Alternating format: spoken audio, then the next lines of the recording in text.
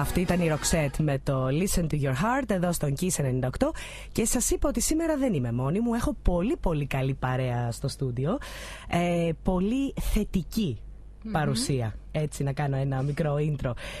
Καλησπέρα Φίλης Χρυσού. Γεια σας, σας χαιρετώ όλους. Και καλά μας κάνεις. Πώς είσαι? Πολύ ωραία.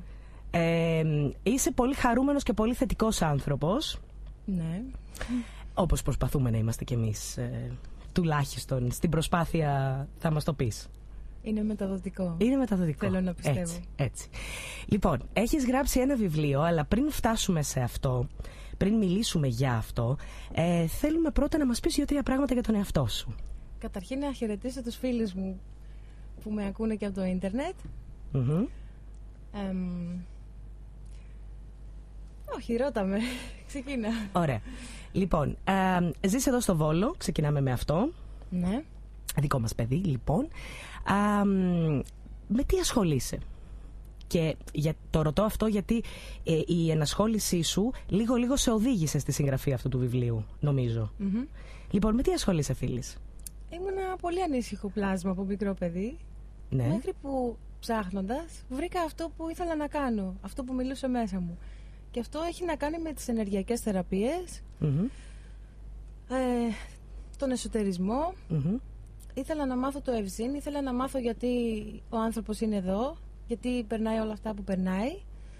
Και σιγά σιγά μπήκα σε ένα κύκλο εμπειριών που με έφεραν στο σημείο να μπορώ πλέον να δώσω στους ανθρώπους πράγματα και να μεταφέρω τις εμπειρίες μου για να μπορέσουν και αυτοί να βρούνε μέσα τους την ευτυχία και τη χαρά και τη γαλήνη όπως τη βρήκα και εγώ μέσα από την πορεία αυτή. Αυτό ακούγεται πολύ δελεαστικό, το θέλουμε όλοι νομίζω. Μπήκε σε μια κατάσταση διαλογισμού, δηλαδή να το κάνουμε πιο απλό για τον κόσμο. Αυτός ο διαλογισμός ήταν ένας διαλογισμός σε κίνηση. Δηλαδή όλη η ζωή μας είναι ένας διαλογισμός, μια μοίηση. Όλα όσα μας συμβαίνουν στη ζωή μας είναι ένα θέατρο ηθοποιών που καλούμαστε όλοι να παίξουμε ρόλους, να ερμηνεύσουμε και να ερμηνευτούμε. Να αποσυμβολήσουμε τι είναι αυτό που μας συμβαίνει και ιδίως τις δυσκολίες μας. Γιατί δεν υπάρχει κατάρα και δυσκολία, υπάρχει ένα δίδαγμα πίσω από κάθε τι. Αλλά πρέπει να μάθουμε και πώς να θεραπεύουμε όλα αυτά τα συσσωρευμένα από το παρελθόν και να περνάμε στην επόμενη σφαίρα, γιατί δεν πρέπει να μένουμε στάσιμοι. Πρέπει να προχωράμε. Και υπάρχει τρόπος γι' αυτό. Συμφωνώ πάρα πολύ ότι είναι ένα θέατρο στο οποίο εμείς όλοι είμαστε ηθοποιοί. Βέβαια δεν ξέρουμε το σενάριο. Κάποτε το ξέραμε πριν έρθουμε εδώ σε αυτόν τον κόσμο. Το γράψαμε μόνοι μας. Το γράψαμε μόνοι μας, λες? Ναι. Και το προκαλούμε και λίγο το σενάριό μας. Ναι, όταν είναι γραφτό πρέπει να έρθουν έτσι συντεταγμένες που να βρεθούμε στο κέριο μονοπάτι την κατάλληλη στιγμή για να ζήσουμε την εμπειρία. Πολύ ωραία. Ασχολείσαι λοιπόν με τι θεραπείες, με τι είδους διαλογισμό?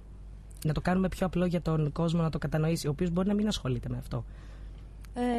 Ξεκίνησα με το Tai Chi, που είναι πραγματικά ένας διαλογισμός σε κίνηση και μια βαθιά θεραπεία με την ενέργεια, μια ολιστική θεραπεία του συναισθηματικού μας κόσμου, ας πούμε, μέσα από την άσκηση και την παραγωγή της ενέργειας, η οποία μπορεί να περάσει με έναν τρόπο στα όργανα μας, στο σώμα μας, όπου εκεί έχουν φυλακιστεί τα καταπιεσμένα συναισθήματα, οι πληγές μας, και με έναν τρόπο βγαίνει ένα είδος θεραπείας. Μετά πέρασα στο Reiki, το οποίο το διδάσκεσαι, ας το πούμε, μυητικά. Παίρνεις μια κοινωνία με την ενέργεια, η οποία έρχεται και θεραπεύει το υποσυνείδητό μας, το σκιώδη εαυτό μας, και σιγά σιγά βγαίνοντας επάνω τα καταπιεσμένα νοσηρά κομμάτια μας, γινόμαστε πιο ανάλαφροι και ερχόμαστε σε μια κατάσταση πιο φωτισμένη. Η συνειδητότητά μας ανυψώνεται και αυτό είναι ένα είδος ανάληψης και συνεχίζεται.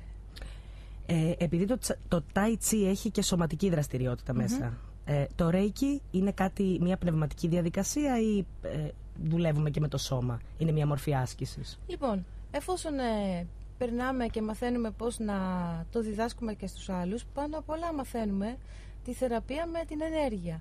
Όταν κάνεις την κοινωνία με τις ενέργειες, αρχίζει αυτή η ενέργεια και κυλάει μέσα από τα χέρια σου. Και βοηθάς τους ανθρώπους, κάνεις θεραπεία και στο φυσικό του σώμα, στο συναισθηματικό, στο νοητικό, στην άβρα. Όλα αυτά είναι αλληλένδετα. Και όταν νοσεί το ένα, νοσεί και το άλλο. Και μπορεί όλα να εκδηλώνονται στο σώμα. Πάνω απ' όλα όμως πρέπει να υπάρχει πρόθεση και θέληση κάποιος να θεραπευτεί, και μόνο τότε ενεργοποιούνται οι διαδικασίες γι' αυτό. Είναι πολύ μεγάλη αλήθεια αυτή. Δηλαδή το συναίσθημά μας και το σώμα μας δεν είναι δύο διαφορετικά πράγματα. Όχι. Εξού και πάρα πολλές ασθένειες είναι ψυχοσωματικές. Ναι. Οι σκέψεις και συναισθήματα δημιουργούν τις ασθένειες. Κανείς δεν μας έμαθε ποτέ την αλήθεια. Τι συμβαίνει. Κανείς. Υπάρχει ένα σχέδιο ώστε να μην μάθουμε, αλλά τώρα υπάρχει και ένα άλλο νέο σχέδιο που μετά από πολλές χιλιάδες χρόνια εκολάπτεται και βγαίνει στην επιφάνεια, ώστε οι άνθρωποι να μάθουν πραγματικά τον εαυτό τους και να καταλάβουν τι σημαίνει πραγματικά το γνώθις αυτών και να έρθουν σε κοινωνία με το θεϊκό σπινθήρα μέσα τους. Να καταλάβουν τι εννοούσαν όλοι αυτοί οι αρχαίοι Έλληνες, ο Χριστός, όταν λέγανε γνώρισε τον εαυτό σου. Μια καλή αρχή για να γνωρίσεις τον εαυτό σου δεν είναι να μιλάς ανοιχτά για ό,τι σκέφτεσαι και αισθάνεσαι? Σίγουρα η ειλικρίνεια έρχεται και αντανακλάται σε σένα, γιατί αν σκεφτείς ότι τα πάντα είναι ο καθρέφτης μας και τα δημιουργήματά μας, ό,τι κάνεις έρχεται πίσω σε σένα. Οπότε πρέπει να σκεφτείς καλά τι είναι αυτό που σου συμβαίνει και για ποιο λόγο. Έτσι είναι. Λοιπόν, πάμε να ακούσουμε. Άκουσε τώρα να δεις τι ωραία που παντρεύονται όλα. Πόσο γλυκά. Ναι. Πάμε να ακούσουμε αγαπημένο τραγούδι της εβδομάδας, Asaf Avidan, One Day Reckoning Song, το οποίο μιλάει για όλα αυτά τα πράγματα που ποτέ δεν αισθανθήκαμε και δεν κάναμε. Μ' αρέσει. Και θα τα πούμε σε λίγο με αφορμή το βιβλίο, φυσικά. Ναι. Εδώ στον Kiss 98, παρέα με τη Φίλης Χρυσού. Μη φύγει κανεί. Αντέλ, βεβαίως, υπέροχη φωνή, Someone Like You, εδώ στον Kiss 98. Εδώ είμαι, παρέα με τη Φίλης Χρυσού, για να συνεχίσουμε την κουβέντα μας, αφού μιλήσαμε για τη σωτηρία της ψυχής, που είναι πολύ μεγάλο πράγμα. Ναι. Πάμε και στο βιβλίο σου, Φίλης. Ναι. Λοιπόν, το κρατώ στα χέρια μου. Κοσμική μοίηση της γης στην 5η διάσταση. Περίεργο, Ωραίος τίτλος. Ναι. Ρωμαλαίος, που έλεγε και ένας φιλόλογος μου. Για 26.000 χρόνια τώρα θα ήταν κάτι πολύ άγνωστο για τους ανθρώπους να λένε ότι από την 3η διάσταση θα πάω στην 5η, ας πούμε. Τι είναι αυτό? Τι είναι αυτό, ναι. Λοιπόν, από πού θέλεις να ξεκινήσουμε? Θέλεις να ξεκινήσουμε από τη 12η Δωδεκάτου? Που είναι αύριο. Πριν πάμε στην 21η Δωδεκάτου. Πρώτα τη 12η να πιάσουμε. Τι πρέπει να ξέρουμε για αυτή τη μέρα? Κάτι γίνεται αύριο. Όπως και στις 21. Ναι. Είναι μια ημέρα. Καταρχήν να πούμε ότι πράγματα που δεν γνωρίζουν οι άνθρωποι είναι ότι ο πλανήτης μας ραδιοβολείται από ακτινοβολίες. Αλλά τώρα τελευταία έχουν αλλάξει. Είναι ανώτερες κοσμικές ακτινοβολίες. Ο πλανήτης μας έχει και πύλες όπου γιώνεται το φως. Και όταν λέμε φως δεν εννοούμε απλά τις κοσμικές ακτίνες και τις ηλιακές ακτίνες του ήλιου, αλλά εννοούμε ανώτερες ραδιοβολήσεις, σαν να έρχονται κύματα για να φωτιστούμε. Είναι κάτι διαφορετικό, το οποίο αυτό το εκλαμβάνουν οι άνθρωποι, ο καθένας με ένα διαφορετικό τρόπο μέσα του. Τώρα λοιπόν αυτά τα κύματα αυξάνονται.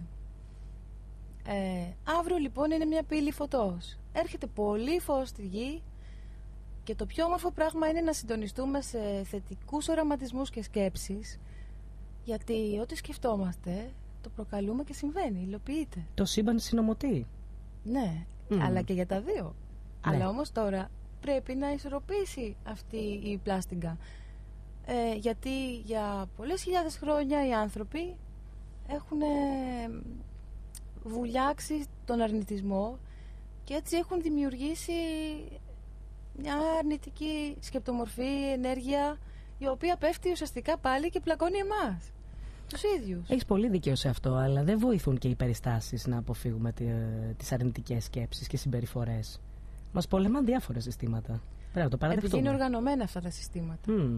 Αλλά τώρα πρέπει κάποτε οι άνθρωποι να μάθουν πάλι τη δύναμή τους. Και αυτή η εποχή ήρθε τώρα. Γιατί μην ξεχνάμε ότι μπαίνουμε στη χρυσή εποχή του υδροχόου. Όλα αυτά που ακούμε. Γιατί θυμάμαι το τραγούδι του Παπάζογλου γι' αυτό. Μπαίνουμε στον υδροχόου. Λοιπόν, για να ανάβουμε φωτιές. Έτσι. Ας πούμε, να σκεφτεί ο καθένας ότι κλείνει να το πω αλλιώς, η πιο σκοτεινή ώρα είναι αυτή πριν την Ανατολή. Είμαστε στην πιο σκοτεινή ώρα. Στο τέλος της σιδηράς εποχής, στο τέλος της Κάλι Γιούγκα. Τώρα κορυφώνονται όλα τα δράματα.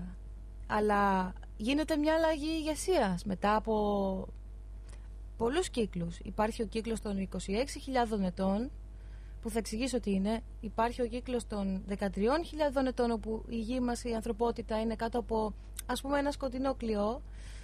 Και ο τελευταίος κύκλος των 5.125 ετών, που είναι ο τέταρτος ήλιος των Μάγια. Λοιπόν, για να κάνω μία... με πας πολύ ωραία, πολύ ωραία. Λοιπόν, για να συνοψίσω. Αύριο έχουμε πύλη. Φίλης. Ναι. Τα έχω καταλάβει καλά.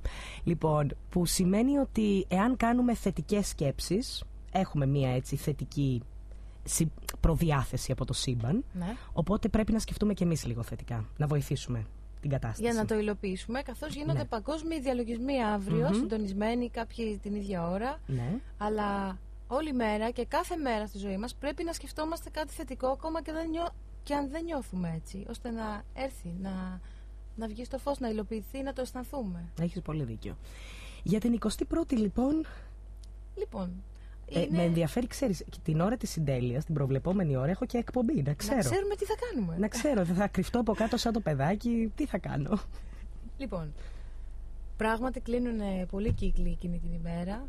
Είναι μια πολύ μεγάλη ημερομηνία για την ανθρωπότητα και για τον πλανήτη μας. Οι Μάγια που λέμε ότι έχουν πολλά ημερολόγια, τα οποία όντως και αυτά κλείνουν εκείνη την ημέρα, για να ξεκινήσει όμως ένας νέος κύκλος. Πράγματι, ένας κόσμος πεθαίνει. Αλλά ποιος κόσμος? Πεθαίνει ο κόσμος που βασίστηκε στην αρνητικότητα, στο σκοτάδι, στην άκρα πόλωση της διαδικότητας, στις γκρίζες ζώνες, στο είμαι καλός και μετά δεν είμαι, στο αμφιταλαντεύομαι. Κλείνει ο κύκλος της αρνητικότητας, αλλά σε παγκόσμιο επίπεδο πλέον. Ας πούμε, ό,τι αφορά στην παγκόσμια τυραννία, φανταστείτε ότι αυτό είναι κάτι σαν ένα κύκνιο άσμα αυτής της ενέργειας που κυβερνά τους ανθρώπους, η οποία έχει βάλει μέσα στον ψυχικό τους κόσμο, στο πνεύμα τους. Υπάρχουν πλέον όλα τα μέσα για να έχει καταντήσει πλέον ο άνθρωπος υβρίδιο. Οι άνθρωποι δεν ήταν έτσι, γιατί πραγματικά η αληθινή ιστορία της ανθρωπότητας είναι διαφορετική και κάποιοι από εμάς ήρθαμε να την πούμε. Ότι ο άνθρωπος πράγματι γεννήθηκε καθ' εικόνα και ομοίωση Θεού. Δεν είναι αυτό που είναι τώρα. Αλλά αυτό αρχίζει τώρα και πρέπει να αλλάξει, και υπάρχει τρόπος και μήνυμα για το πώς οι άνθρωποι θα πρέπει να μάθουν αυτό, το γνώθις αυτόν και το τι σημαίνει, για να ανυψωθούν. Άρα λοιπόν το μήνυμα που έρχεται να δώσει η 21η και εδώ το βιβλίο που παρουσιάζουμε κατά επέκταση, είναι ότι δεν μιλάμε για συντέλεια, μιλάμε για αναγέννηση στην ουσία, και να μην είμαστε άλλο πια φοβισμένοι. Και υπάρχει όμως και άρα υποδουλωμένοι. Ναι, του ίδιου του εαυτού μας, γιατί ο μοναδικός εχθρός μας είναι ο εαυτός μας. Ήθελα να πω ότι τώρα πρέπει να σας πω για το τι συμβαίνει εκείνες τις μέρες σε κοσμικό επίπεδο. Φανταστείτε ότι το ηλιακό μας σύστημα περνάει σε μια κατάσταση ολικής αναβάθμισης, και πόσο μάλλον και ο πλανήτης μας. Αυτό σημαίνει ότι γίνονται κάποιες πραγματικά πολύ συγκλονιστικές ευθυγραμμίσεις του ηλιακού μας συστήματος και του πλανήτη μας σε σχέση με το κέντρο του γαλαξία. Οι ήλιοι στο γαλαξία μας συντονίζονται, όπως είναι ο ήλιος μας, που είναι ο ζωδότης, που δεν είναι απλά ένα σώμα. Ο ήλιος, η γη είναι οντότητες ζωντανές. Μας προστατεύουν, μας αγαπάνε, μας στέλνουν το φως τους. Αυτή τη στιγμή συντονίζεται ο ήλιος μας με τον ήλιο του Σύριου, με τον κεντρικό ήλιο του γαλαξία μας, την Αλκιόνη, των Πλειάδων ο ήλιος. Όλοι αυτοί διαμετακομίζουν τις κοσμικές ενέργειες, οι οποίες έρχονται σε πολύ μεγάλα κύματα από το κέντρο του γαλαξία. Και να το δούμε λίγο πιο μεταφορικά και αλληγορικά, φανταστείτε ότι κάθε 26.000 χρόνια λέει ο Θεός, τώρα θα βγάλω μια πνοή μέσα από την καρδιά μου με πολύ αγάπη και θα τη στείλω στους ανθρώπους, στους κόσμους που πρέπει να αναβαθμιστούν, να αναλυφθούν, να βρουν το φως τους. Οπότε αυτή η πνοή λέγεται ζώνη φωτονίων. Και για τα επόμενα 2.000 χρόνια μπαίνουμε στη ζώνη φωτονίων. Είναι δηλαδή η έξοδος από τη γαλαξιακή νύχτα που έλεγαν και οι Μάγια. Τα 3 μέρες τώρα στην 21η είναι τόσο έντονες οι ενέργειες που θα νιώσουμε όλοι πάρα πολύ περίεργα ίσως τα κύματα αυτά μέσα μας. Η Γη αντιδρά σε όλο αυτό ήδη. Βλέπουμε ότι και η Γη μοιείται μαζί με εμάς στη νέα κατάσταση, που σημαίνει ότι βλέπουμε ότι τα καιρικά φαινόμενα είναι πολύ έντονα, τα γεωφυσικά φαινόμενα, και δεν ξέρουμε αυτή η αντίδραση τι βεληνικές θα έχει. Όμως ευχόμαστε το καλύτερο. Το μήνυμα που έχουμε είναι ότι αυτός ο κύκλος δεν τελειώνει με ολική καταστροφή, κατακλυσμική, αλλά έχει αναβαθμιστεί, γνωρίζουμε, η συνειδητότητα ανθρωπότητα είναι συλλογική. Δηλαδή είμαστε ενωμένοι με αυτόν τον ιστό όλοι μας, τον οποίο εμείς τον χτίζουμε και τον τρέφουμε. Έχει αναβαθμιστεί. Γιατί οι άνθρωποι αφυπνίζονται πνευματικά, που σημαίνει ανοίγουν την καρδιά τους σιγά σιγά και συντονίζονται με αυτές τις ενέργειες και ανυψώνουμε την ενέργεια του κόσμου μας. Και το μυστικό τελικά, για να έρθω στο δεύτερο υπότιτλο του βιβλίου μου, που είναι η κοινωνία με τη χρηστική συνειδητότητα, είναι το μήνυμα της εποχής των Ιχθύων, της προηγούμενης που τώρα κλείνει. 2000 έτη κράτησε. Ο Χριστός είπε απλά πράγματα. Μας ζήτησε πολύ απλά να κοινωνήσουμε, ας πούμε, τον άρτο και τον ίνο. Τι μπορεί να σημαίνει αυτό για την εποχή μας? Φανταστείτε την ένωση του νου με την καρδιά, της ψυχής με το πνεύμα, της αγάπης με το φως. Δηλαδή πρέπει να γίνουμε η ενωμένη πνευματοψυχή, γιατί τώρα πια οι άνθρωποι βρίσκονται κατακερματισμένοι από το σκοτάδι, που το σκοτάδι σπέρνει το φόβο, άρα ο φόβος είναι η άκρα απόλωση και ο κατακερματισμός. Αν λοιπόν ανοίξουμε την καρδιά μας, τότε θα ενωθούμε με το πνεύμα, ό,τι και αν αυτό σημαίνει. Και αυτό ήταν και το μήνυμα των αρχαίων προγόνων μας, δηλαδή το αρχαίο πνεύμα αθάνατο των Ελλήνων σημαίνει πως είχαν ανοιχτεί την καρδιά τους, και φώτιση χωρίς αγάπη δεν υπάρχει. Συμφωνώ πάρα πολύ. Δεν υπάρχει ζωή χωρίς αγάπη. Έτσι. Είναι η πηγή ζωής για τα πάντα. Λοιπόν, υπάρχουν πολλοί τρόποι για να αφυπνιστείτε με τη βοήθεια της φίλης Χρυσού. Ο πρώτος τρόπος είναι να παραστείτε στην παρουσίαση του βιβλίου της. Έτσι ώστε ό,τι απορίες έχετε μπορείτε να ρωτήσετε την ίδια, και να ακούσετε και μια εκτενέστερη αναφορά στην έρευνά της, η οποία σημειωτέων της πήρε και 3 χρόνια. Έτσι. Και 7.000 ώρες γράψιμο είναι. 7.000 ώρες, είναι πολλές εργατόρες. Ναι. Πολλές. Λοιπόν, πες μας, πότε παρουσιάζεις το βιβλίο σου? Είναι την Τετάρτη στις 19 Δεκέμβρη, εδώ στο Βόλο, στο εμπορικό κέντρο Σπύρου Σπυρίδη, στο Ισόγειο, στο καφέ μπαρ που λέγεται Club. Είναι ένας πολύ όμορφος χώρος ενός καλού μου φίλου που μας φιλοξενεί εκεί. Εκεί θα έχω και τα βιβλία.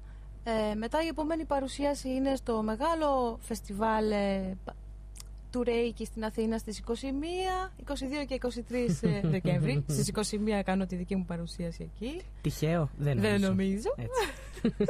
Δεν φοβόμαστε τίποτα. Άντε καλέ, αφού είπαμε είναι αναγέννηση, δεν είναι συντέλεια. Ναι. Εγώ αυτό το μήνυμα έχω πάρει. Μετά αργότερα θα σας πω αλληγορικά τι μπορεί να σημαίνει η συντέλεια του κόσμου για τον καθένα και η αναγέννηση του νέου κόσμου. Γιατί δεν μας λες? Τι, μας κρατάς σε αγωνία? Ωραία. Θες να κρατήσεις κάτι για την παρουσίαση του βιβλίου? Όχι, έχω πάρα πολλά να πω. Εντάξει. Και εύχομαι να μην παρεμβάλλω στο πρόγραμμά σας. Όχι, καθόλου. Ο δεύτερος τρόπος λοιπόν που μπορείτε να αφυπνιστείτε και να αναζητήσετε λίγο περισσότερο, εκτός από την ενημέρωση, γιατί η γνώση είναι δύναμη ως γνωστόν, αλλά και την πολυπόθητη εσωτερική γαλήνη, έχω 2 βιβλία. Κοσμική μοίηση της Γης στην 5η διάσταση, εδώ στο στούντιο. Αυτό σημαίνει ότι οι 2 πρώτοι που θα τηλεφωνήσουν τώρα στο 24 210 35 635, τα βιβλία δικά τους. Έτσι, 24 210 35 635. Δεν σε χαιρετώ ακόμα. Όχι. Λοιπόν, πάμε να ακούσουμε λίγη μουσική, επιτυχίες του σήμερα και τα αγαπημένα του χθες φυσικά, και θα τα ξαναπούμε για να ολοκληρώσουμε τη συζήτησή μας σε λίγο. Ναι. Κάθε ώρα στον Kiss είναι ώρα μουσικής. Εδώ είμαστε στον Kiss 98, παρέα με τη φίλη Χρυσού. Μιλάμε για το βιβλίο της φυσικά και έχουμε πάρα πολλά τηλεφωνήματα και συμμετοχή. Έχουμε δώσει τα βιβλία, δεν τηλεφωνείτε άλλο. Φίλης, πού το αφήσαμε? στο κυριότερο σημείο που πρέπει να αναφέρω. Ωραία. Λοιπόν, μιλάνε όλοι για μια ολική συσκότηση από τις 21 Δεκεμβρίου. Αν είναι πιθανόν να έρθουν έτσι τα φαινόμενα που πραγματικά ίσως να δούμε κάποιες αλλαγές. Αν γίνουν αυτές οι αλλαγές θα επηρεάσουν το μαγνητικό πεδίο του πλανήτη μας και θα νιώθουμε ίσως όλοι και θα δούμε τα φαινόμενα. Οι άνθρωποι, ό,τι και να γίνει, δεν πρέπει να φοβούνται. Γιατί ο φόβος πραγματικά μπορεί να φέρει μόνο το χειρότερο αποτέλεσμα. Αν γίνει αυτό, φανταστείτε ότι μπαίνουμε σε μια κατάσταση σαν να αναγεννιόμαστε από μια χρυσαλίδα, σαν μια πεταλούδα. Όλος ο πλανήτης. Και πρέπει να συντονιστούμε μόνο στο φως και στην αγάπη. Αυτό που λένε κάποιοι συντέλεια του κόσμου είναι μια πραγματικότητα για το εσωτερικό σύμπαν του κάθε ανθρώπου. Από εδώ και πέρα, όσο έρχονται οι φωτεινές ενέργειες, οι άνθρωποι που δεν παραδίδουν τα νοσηρά κομμάτια τους στο φως για θεραπεία θα ζουν έναν κατακερματισμό, μια διάλυση. Με αυτόν τον τρόπο, ενώ οι άλλοι οι οποίοι συντονίζονται με τις ανώτερες ενέργειες και την αγάπη και το φως θα ανυψώνονται, η ανθρωπότητα διαχωρίζεται σιγά σιγά. Και υπάρχει αυτή που ήδη περνάει στην τέταρτη διάσταση, γιατί πραγματικά αυτό το φαινόμενο μας εισάγει στην τέταρτη διάσταση σταδιακά. Είναι σημαντικό να μην φοβηθούμε αν πραγματικά συμβεί κάτι. Ακόμα και αν δονηθεί η γη, γιατί αλλάζει και αυτή, είτε είναι σαν να γεννιέται ένα μωρό από την αρχή. Η γη μας είναι στους πόνους της γέννας για να μπει στη διαδικασία ανάληψής της. Ανάληψη, ανάσταση. Πραγματικά περνάμε σε μια ανάσταση. Απλά θα διαρκέσει 2.000 χρόνια και τίποτα. Ψιλοπράγματα. Ναι. Αλλά φανταστείτε ότι το τελικό σημείο της χρυσής εποχής του υδροχόου είναι ότι ο πλανήτης, η ανθρωπότητα θα περάσει σε μια κρυσταλλική αιθερική κατάσταση. Δεν θα είναι ήλιο όπως είναι τώρα. Θα είμαστε πλάσματα με φωτεινό σώμα. Βέβαια δεν ξέρουμε αν θα είμαστε οι ίδιοι, αλλά τώρα βάζουμε τα θεμέλια γι' αυτό. Πρέπει να συντονιστούμε όλοι μόνο στο φωτεινό σενάριο. Αν γίνει κάτι τέτοιο θα πρέπει να χαιρόμαστε, γιατί θα ξημερώσει πραγματικά μια νέα μέρα με τόσο έντονες ραδιοβολήσεις που έρχονται. Πραγματικά θα το νιώσουμε, αλλά πρέπει να θυμόμαστε όχι φόβο, μόνο αγάπη στην καρδιά και προσμονή για το καλύτερο. Και μετά από αυτό έπονται και αλλαγές σε όλα τα συστήματα στον πλανήτη. Τα κοινωνικο-πολιτικά συστήματα έπονται να αλλάξουν, όσο και αν φαίνεται απίθανο. Ναι, ακούγεται δύσκολο. Απίθανο όχι, ακούγεται δύσκολο, αλλά είναι κάτι που το θέλουμε πάρα πολύ. Πρακτικά πώς μπορούμε να το κάνουμε αυτό? Πώς μπορούμε να πετάξουμε από πάνω μας τα νοσηρά κομμάτια? Πρέπει καταρχήν να θυμόμαστε ότι σαν όντα ερχόμαστε σε αυτόν τον κόσμο με το θεϊκό δώρο της ελεύθερης βούλησης. Αν δεν ζητάμε αυτό που θέλουμε, δεν πρόκειται να μας βοηθήσει, ας πούμε, το πνεύμα, ο Θεός που λέμε. Δεν μας βοηθάει κανείς. Πρέπει να κάνουμε αίτηση ώστε να ακουστεί στο σύμπαν το αίτημά μας και να αρχίσουν να ενεργοποιούνται διαδικασίες ώστε να υλοποιηθεί αυτό που θέλουμε. Άρα δεν πρέπει να υλοποιούμε άλλο φοβικά σενάρια, γιατί και ο φόβος υλοποιεί έναν άλλο κόσμο. Φανταστείτε τώρα, δείτε τους ανθρώπους. Χωρίζουν, αρρωσταίνουν, όλα διαλύονται. Είναι επειδή κάποιοι πια συντονίζονται με αυτές τις ανώτερες δονήσεις και πια δεν μιλάνε όλοι την ίδια γλώσσα. Δηλαδή είναι μια εκαθάριση. Να θυμόμαστε πάντα ότι όταν έρχονται δύσκολα συναισθήματα στην επιφάνεια, μπουκώματα συναισθηματικά, δεν χρειάζεται να πάμε στους ψυχιάτρους, ας πούμε, γιατί πραγματικά τα κρούσματα είναι πάρα πολλά τώρα πια. Πρέπει να απελευθερώνουμε όλα αυτά τα βάρη από μέσα μας και όχι να τα ξαναπιέζουμε μέσα μας. Δηλαδή αυτό το μπούκωμα θεωρείται μια μεγάλη κάθαρση. Να το απελευθερώνουμε με αγάπη και συγχώρεση πάντα, να συγχωρέσουμε το παρελθόν μας, τους ανθρώπους, γιατί αν δεν συγχωρήσουμε το παρελθόν, το μέλλον δεν ανοίγει μπροστά μας, δεν γίνεται τίποτα καινούριο. Και πάνω απ' όλα τον εαυτό μας. Να αγαπήσουμε τον εαυτό μας, γιατί μέσα σε κάθε πλάσμα υπάρχει ο θεϊκός πληθύρας, ο Θεός. Σε κάθε πρόσωπο. Απλά είμαστε σε ρόλους. Γι' αυτό, εφόσον κάθε άνθρωπος έρχεται στη ζωή μας για να παίξει ένα ρόλο και εμείς τη δική του, πρέπει να καταλάβουμε να εξάγουμε το δίδαγμα πίσω από κάθε συνέβρεση, από κάθε σχέση, από ένα γάμο. δεν πρέπει να εκτείρουμε κανέναν. Να ευλογούμε μόνο την ψυχή αυτή που ήρθε και έπαιξε αυτό το ρόλο. Έτσι είναι. Έτσι πρέπει να αποκωδικοποιήσουμε όλη μας τη ζωή. Είναι μια μοίηση. Πολύ σωστό, γιατί ακόμα και αν ο ρόλος που τελικά παίζει ένας άνθρωπος στη ζωή σου δεν είναι και ο πλέον θετικός, Ναι. Έχει συντελέσει σε κάτι. Μόνο σε θετικό. Πρέπει να καταλάβουμε ότι ο δίμιος μας είναι ο άγγελός μας. Έτσι είναι. Θα σου δώσει κάτι, θα σου αφήσει κάτι, θα γίνεις καλύτερος. Πολύ μεγάλη αλήθεια.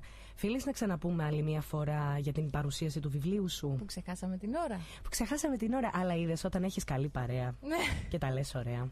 Ξεχνάς και κάποια βασικά πράγματα. Είπαμε, 19 Δεκέμβρη, Τετάρτη, στο κλαμπ, καφέ μπαρ, στο εμπορικό κέντρο στη Σπυρίδη, στο Βόλο, στις 7 η ώρα το απόγευμα. Πολύ θα περάσουμε πάρα πολύ όμορφα. Αυτό είναι το μόνο σίγουρο. Το μόνο σίγουρο. Είσαι πολύ χαμογελαστός άνθρωπος, πάρα πολύ θετικός. Και εσύ. Και ήρεμος, έτσι. Αποπνέεις μια ηρεμία. Ναι. Θα ήθελα να ευχαριστήσω. Όποιον θέλεις. I want to salute my friends from my foreign friends. Θέλω να ευχαριστήσω επίσης τους φίλους μου που με ακούνε. Θέλω να ευχαριστήσω όλους αυτούς που πιστέψαν σε μένα, γιατί για αυτούς έγραφα 3 χρόνια αυτό το βιβλίο και έχω και συνέχεια. Να ευχαριστήσω τον Παύλο τον Ζησιμάτο, Ζησιμάτος Publications, που με έφερε εδώ σήμερα σε εσάς. Τι να πω, είμαι ευγνώμων για το δώρο της ζωής και για τα πάντα. Και έτσι πρέπει να είμαστε όλοι μας. Η ευγνωμοσύνη φέρνει να θυμάστε αυθονία και ευτυχία. Ενεργοποιήστε τη. Μόνο καλά συναισθήματα πρέπει να ενεργοποιήσουμε. Εγώ κρατώ κάτι που είπες πριν που μου άρεσε πάρα πολύ και είναι σπουδαίο μότο. Πρέπει να αγαπήσουμε τον εαυτό μας. Ναι. Και αν υπάρχουν κομμάτια του εαυτού μας που δεν αγαπάμε, πρέπει να ενεργοποιήσουμε την αλλαγή τους. Πρέπει να το ζητήσουμε για να αλλάξει κάτι. Να συγχωρέσουμε και να προσπαθήσουμε. Ναι. Δεν πατάμε κουμπάκια για να γίνει αυτό. Και όμως είναι κουμπί. Μόλις το κάνεις, αρχίζεις και απελευθερώνεσαι. Έστω πρέπει να απλώσεις το δάχτυλό σου για να το πατήσεις και αυτό είναι μια κίνηση. Φίλης Χρυσού, χάρηκα πάρα πολύ που ήσουν εδώ σήμερα στο στούντιο του Kiss 98, που σε γνώρισα.